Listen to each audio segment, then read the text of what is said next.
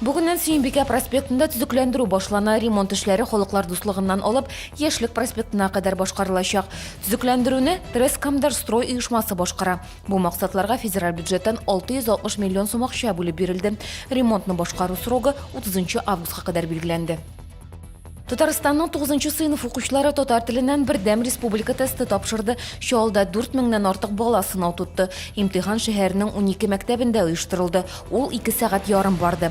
Оқушыларның эшләре Казанда мәгълүматларны эшкәртү үзәгендә тикшереләчәк.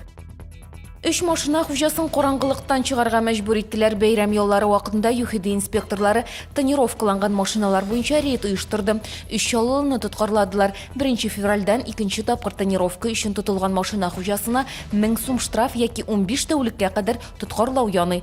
Бу юлы тоткарланган бер кешегә суд 3 тәүлеккә арест салу хөкемен чыгарды.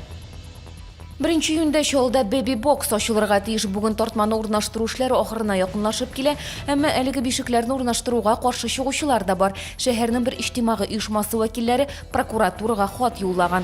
Алар әлеге чара ярдәмендә яңа туган сабыйлардан котылу очраклары кимемәячәк дип белдерә.